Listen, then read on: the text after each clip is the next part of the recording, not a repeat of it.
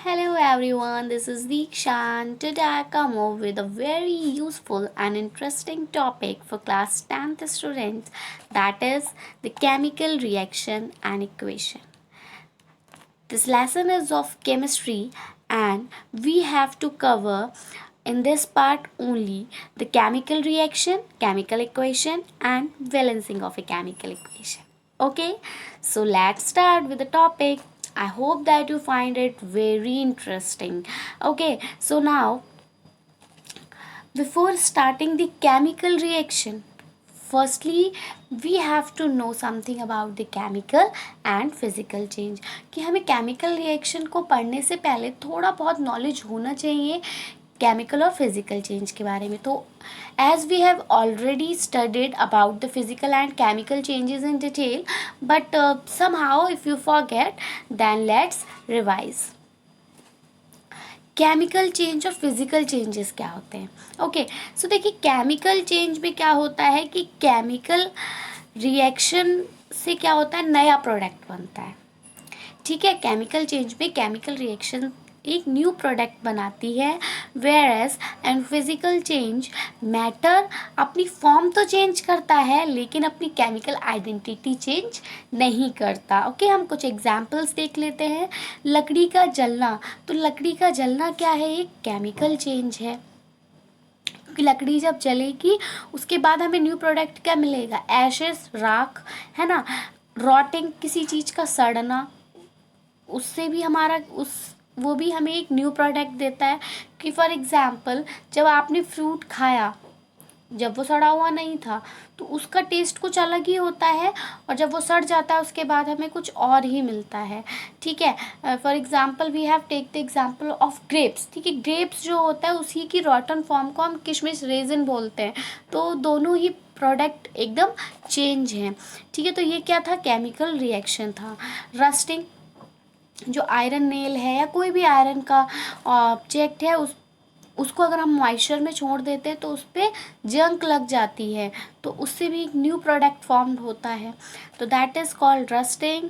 And digestion, food जब हमारा digest हो जाता है तो वो एक न्यू प्रोडक्ट की फॉर्म में हम मतलब डाइजेस्ट होके हम उसका भी न्यू प्रोडक्ट बन जाता है.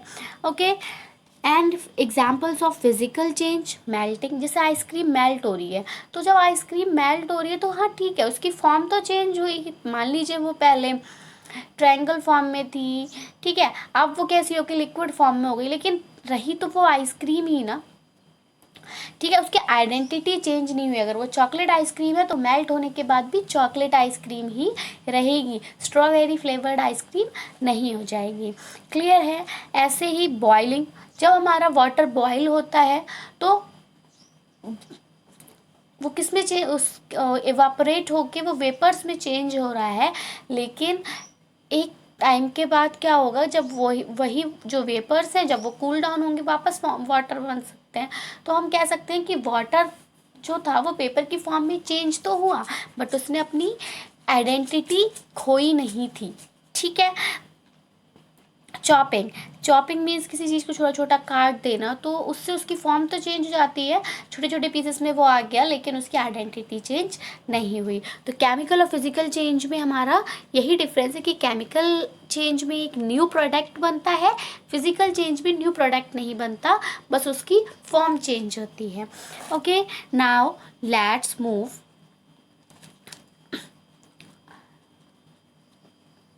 ahead.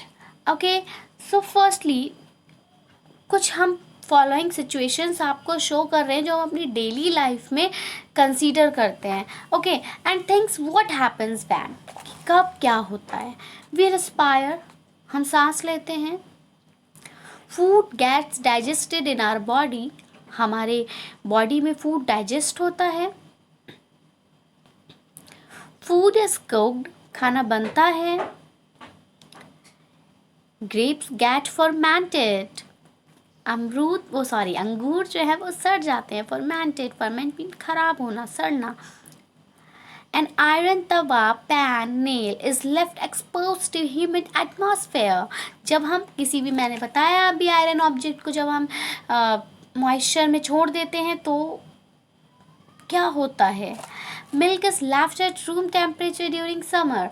अगर हम गर्मियों में मिल्क को रूम टेम्परेचर पे छोड़ देते हैं, देन व्हाट हैपन्स, क्या होता है?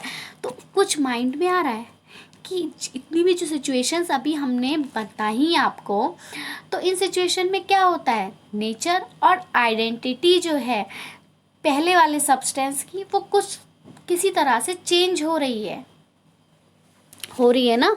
क्योंकि मिल्क के साथ देख लीजिए, मिल्क जब आपने रखा होगा तब मिल्क था, लेकिन जब आप उसको रूम टेम्परेचर पे छोड़ दोगे तो मिल्क कैसा हो जाएगा? मिल्क फट जाएगा, तो उसकी आइडेंटिटी जो है वो चेंज हो जाएगी, है ना। और आयरन तवे पे भी जंग लग जाएगी, ग्रेप्स फर्मेंट होके किशमिश बन जाएगा। खाना बन रहा है तो तब क्या था और बन गया, उसके बाद क्या हुआ, तो वहाँ पर भी चेंजिंग हुई। ठीक है, फूड हमने जो टेक किया था जब वो डाइजेस्ट हो गया तो वो भी चेंज हो गया, और जब हम रेस्पायर करते हैं तब भी चेंजेस होते हैं। तो ये किस टाइप के चेंजेस हैं? ये केमिकल चेंजेस हैं। Okay, so we have came to know that these are all examples of chemical changes. Now you may perhaps wondering as to what is actually meant by a chemical reaction. Yes, अब आप सोच रहे होंगे कि actually में chemical reaction का मतलब क्या होता है। How do we come to know that a chemical reaction has taken place? हम कैसे जानेंगे कि कोई केमिकल रिएक्शन हो रही है? Let's us perform some activities to find the answer to these questions. Okay, तो आइए हम कुछ एक्टिविटीज़ को परफॉर्म करते हैं जिससे हमें इसका आंसर मिलेगा। Okay, so are you ready? Okay, so let's begin. Your first activity is burning of a magnesium ribbon in air and collection of magnesium oxide in a watch glass. Okay, तो let's start this activity. देखिए इस activity में क्या है कि हमें सबसे पहले मैग्नीशियम रिबन को क्लीन करना है। कोई मैग्नीशियम हम रिबन लेंगे 3 to 4 सेंटीमीटर लॉन्ग होगा, ठीक है। उसको हम सैंड पेपर से रब करते हुए उसको क्लीन करेंगे। उसके बाद हम उसको पेयर ऑफ टोंग्स, यानी कि किसी भी जिसे हम टोंग्स मतलब चिमटा होता है, लेकिन आप जब अपने लैब में एक्सपेरिमेंट करते हैं तब वहाँ पे आपको होल्डर मिलता है, तो आप उस होल्डर की हेल्प से क्या करेंगे, उसको पकड़ेंगे।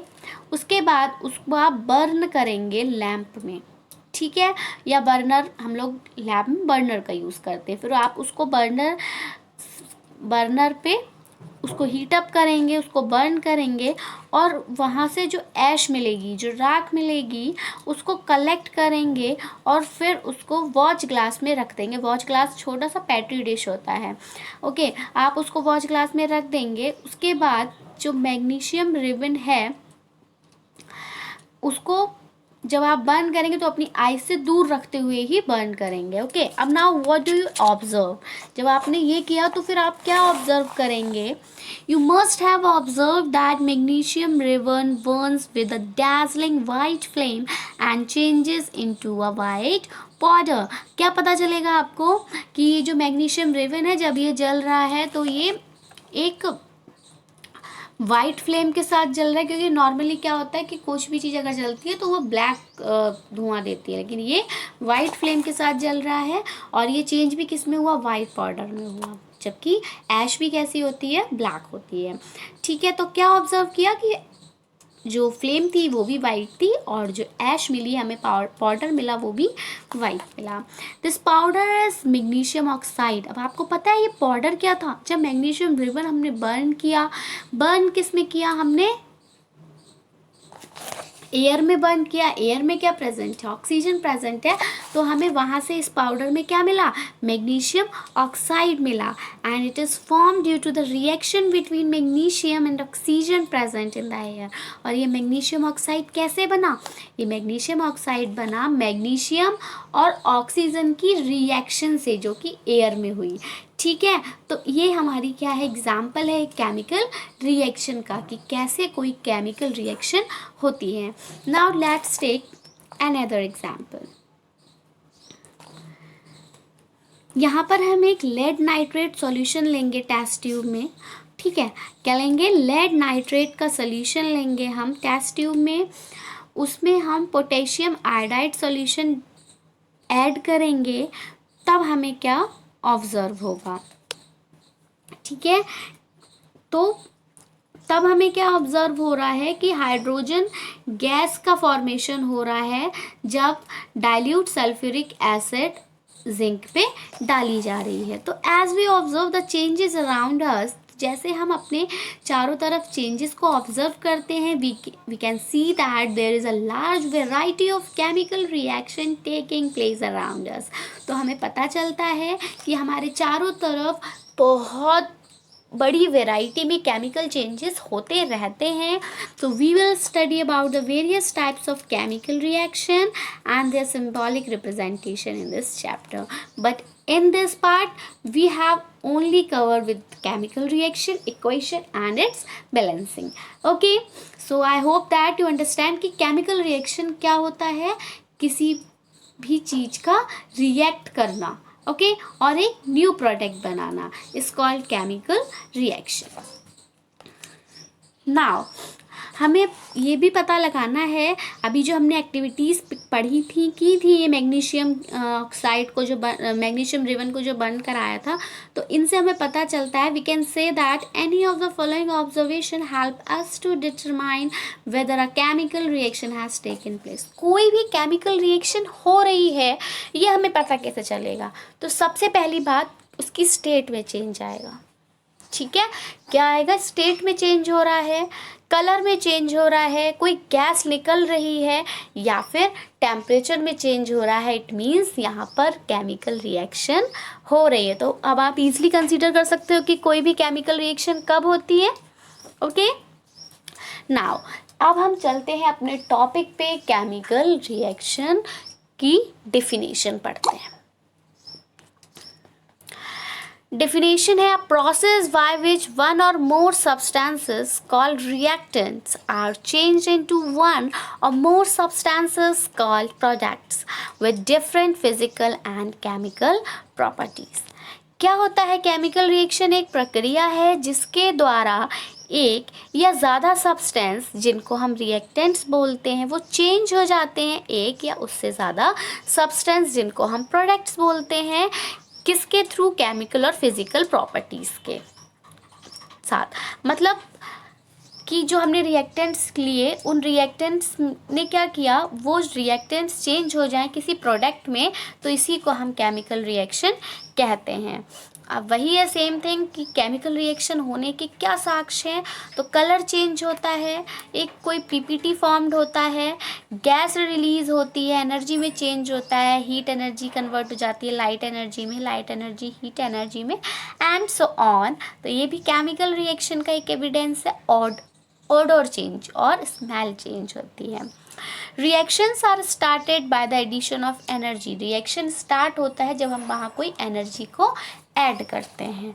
Okay, so I hope that it's clear to you that what is chemical reaction. Chemical reaction में क्या होता है कि रिएक्टेंट्स जो हम यूज़ कर रहे थे वो क्या देते हैं, हमें प्रोडक्ट देते हैं, वो प्रोडक्ट में चेंज हो जाते हैं एक, तो उसको हम केमिकल रिएक्शन कहते हैं।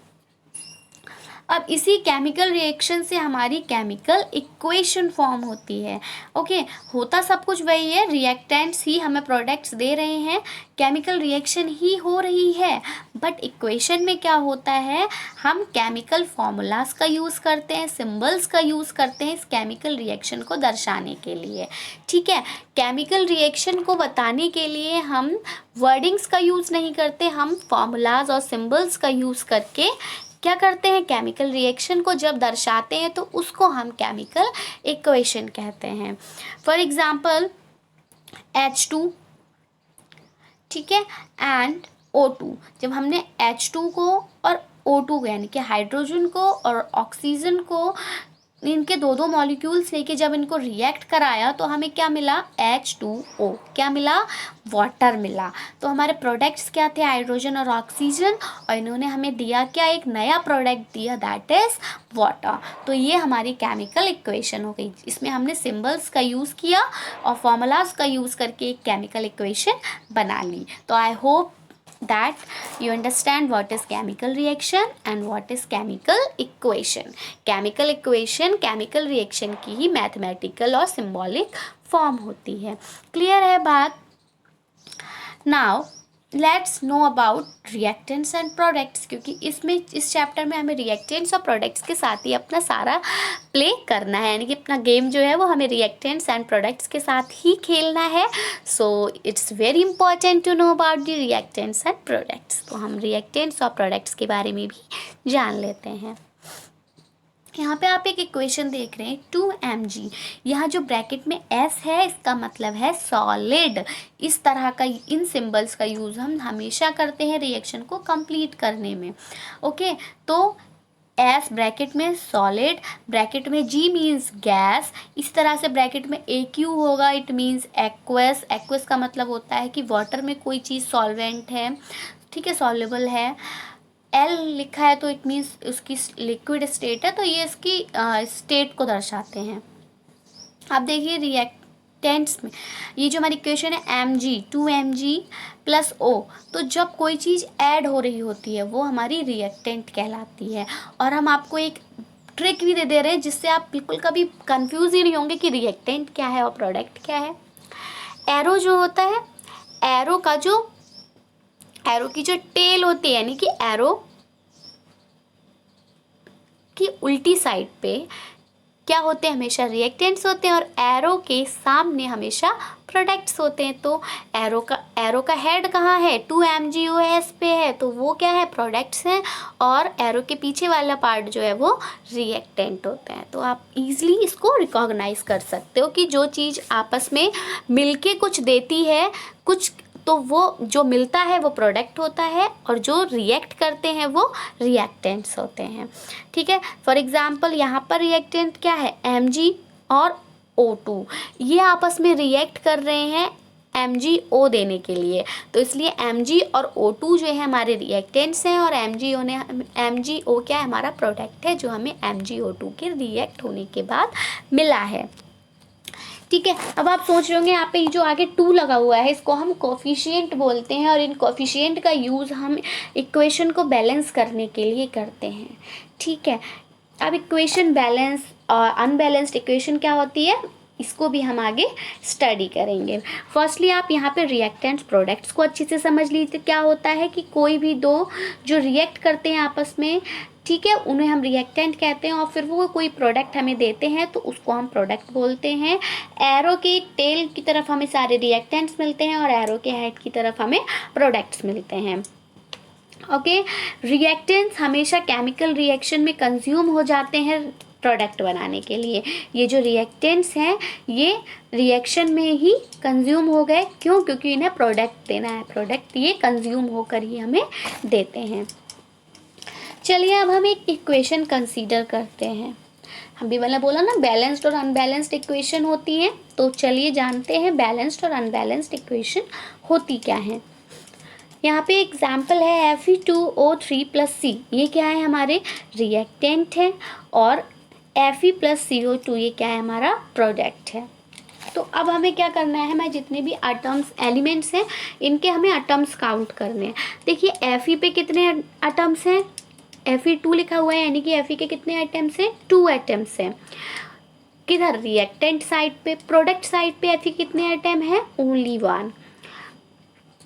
फिर ऑक्सीजन की बात करते हैं, तो ऑक्सीजन का Fe की रिएक्टेंट साइड पे कितना एटम है, 3, और प्रोडक्ट साइड पे कितना एटम है, 2.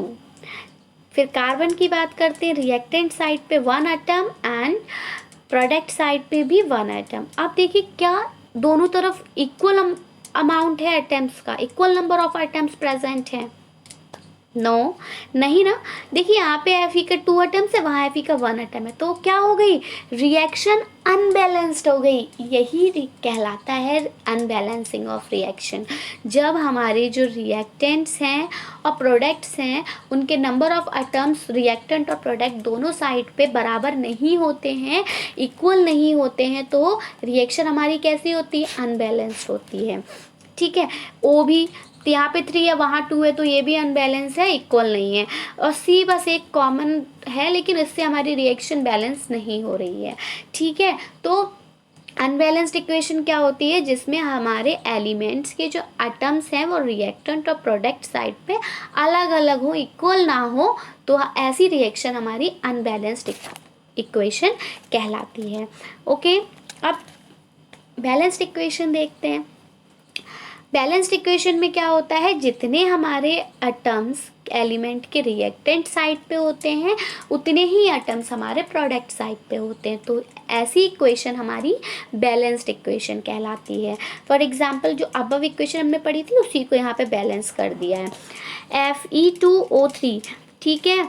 तो अब हमने क्या करा, Fe2O3 यानी कि Fe के भी हमने कितने एटम कर दिए, 4। जब ऐसा होता है तो हम इसको कोफिशिएंट से मल्टीप्लाई कर देते हैं, 2 2 जा 4, और यहाँ हमने Fe के आगे ही 4 लगा दिया, इसका मतलब ये इसके Fe के 4 एटम्स हो गए, ठीक है। तो बैलेंस इक्वेशन का मतलब सिर्फ यहाँ पे से बता रही हूँ आपको कि बैलेंस इक्वेशन वो इक्वेशन होती है जिसके रिएक्टेंट्स और प्रोडक्ट साइड पे जो एलिमेंट्स के एटम्स हैं वो सेम होते हैं। अब रिएक्शन बैलेंस्ड करते कैसे हैं इसको हम आगे स्टडी करेंगे। आई hope that you understand what is unbalanced and what is balanced equation.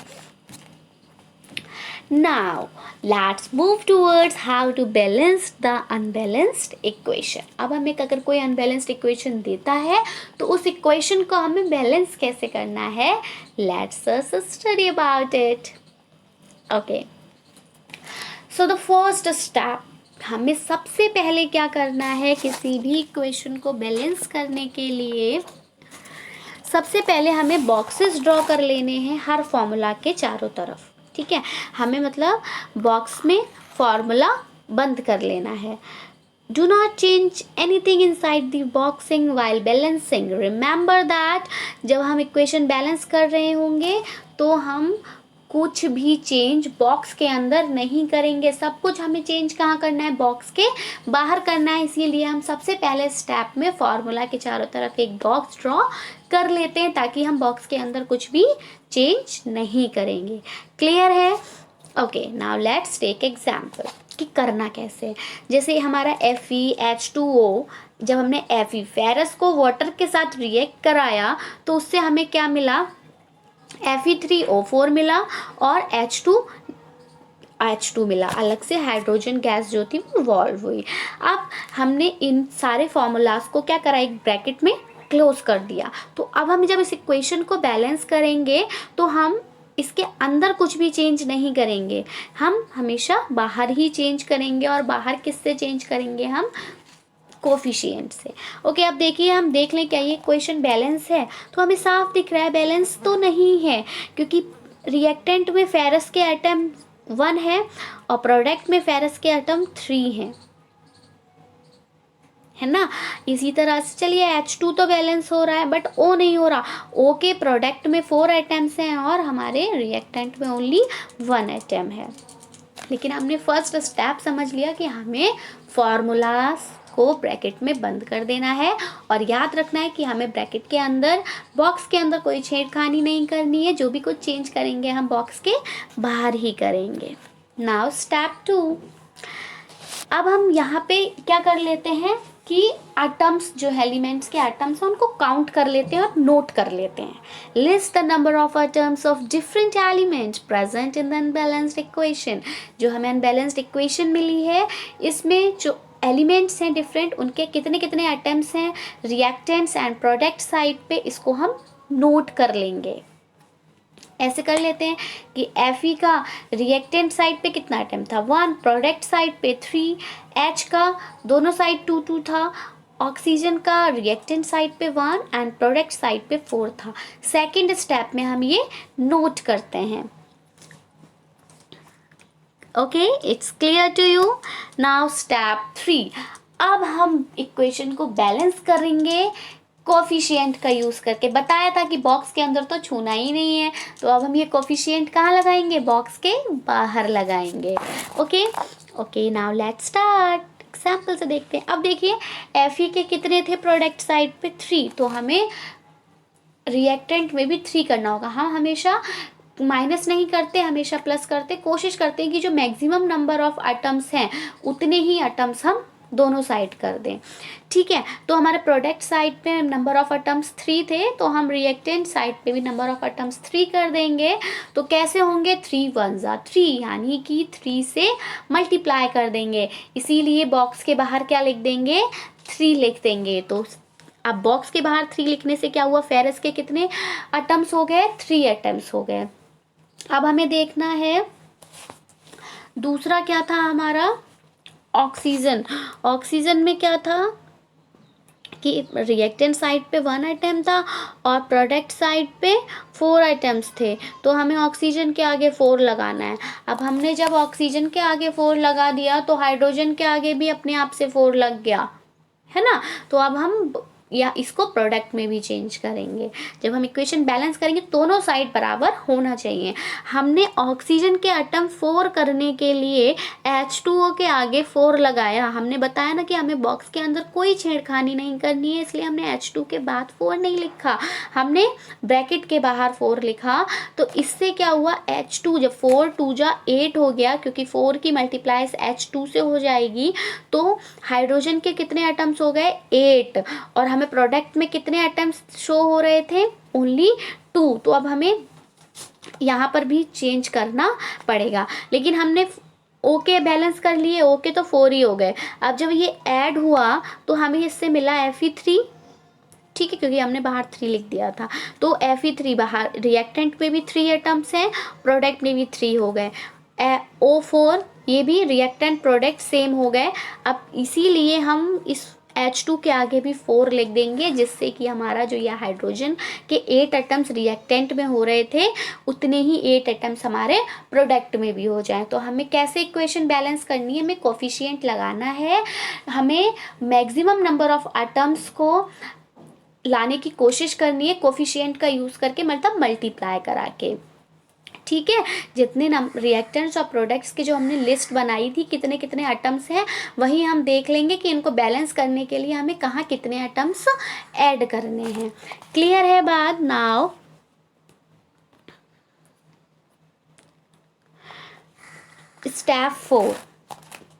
Step 4 में हमें अब क्या करना है कि दोनों तरफ इक्वेशन के काउंट कर लेते हैं कि एटम्स बराबर हैं या फिर नहीं है, क्योंकि ये भी तो हमें दोबारा से देखना पड़ेगा, कहीं ना हो कोई बराबर, तो हम ये एक बार चेक कर लेते हैं पहले वाले एग्जाम्पल की तरह। Fe के भी 3 हैं रिएक्टेंट साइड पे, प्रोडक्ट साइड पे भी 3 हैं। ऑक्सीजन रिएक्टेंट साइड पे भी 4 हैं, प्रोडक्ट साइड पे भी 4 हैं। H2 8 है, 8 है, यानी कि हमने काउंट कर लिया 4th स्टेप कि हमारे number of atoms reactants and product side पे सेम है। इट मीन्स हमारी इक्वेशन बैलेंस हो गई, लेकिन अभी इक्वेशन कंप्लीट नहीं हुई है। Okay, so let's see the last step. What is this? तो इस स्टेप में अब हम फिजिकल स्टेट का सिंबल लिखेंगे, तभी हमारी जो इक्वेशन है वो कंप्लीट होगी। फिजिकल स्टेट क्या था, वही सॉलिड, लिक्विड, गैस, एक्वस। इनके सिंबल्स हो गए SLGN AQ। ब्रैकेट में जब हम लिख देंगे तो हमारी इक्वेशन जो है वो कंप्लीट हो जाएगी। कैसे, इसको भी देख लेते हैं।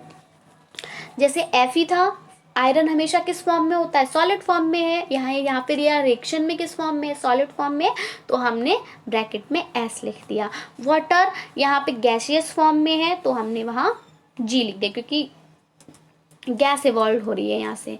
ठीक है, तो Fe3O4 ये कंप्लीट हमारा सॉलिड फॉर्म में बना, इसलिए ब्रैकेट में S, और ये H2 गैस है तो इसलिए इसको ब्रैकेट में G करके लिख दिया। अब हमारी इक्वेशन कंप्लीट हो गई। तो जब भी हमें इक्वेशन बैलेंस करनी है तो हमें 5 स्टेप्स हमेशा याद रखने हैं कि सबसे पहले हमें फार्मूलाज के चारों तरफ एक बॉक्स बना लेना है, और हमेशा याद रखना है बॉक्स के अंदर कोई छेड़खानी नहीं करनी, जो कुछ भी चेंज करना है बॉक्स के बाहर करना है। फिर हम number of atoms reactants and product side पे हर एलिमेंट के लिख लेते हैं। फिर हमें देखना होता है कि हमें किस एटम में कितने एटम्स को यूज़ ऐड करना है कि इक्वेशन हमारी बैलेंस हो जाए। तो वहाँ हम कोफिशिएंट का यूज़ करके अपने इक्वेशन को बैलेंस कर देते हैं। फिर हम नंबर ऑफ एटम्स दोनों तरफ काउंट कर लेते हैं कि इक्वल हैं, और जब इक्वल होते हैं उसके बाद हम लास्ट स्टेप में जो भी फिजिकल स्टेट है उसका सिंबल पुट करके इक्वेशन को कंप्लीट कर देते हैं। So that was your first part of this lesson. Here have learned about the chemical reaction, chemical equation and its balancing. So I hope that you understand it very well, and if you find any difficulty you can ask by commenting in comment group. Till then, I will be coming back with some new topics now with its second part. Till then, take care and goodbye.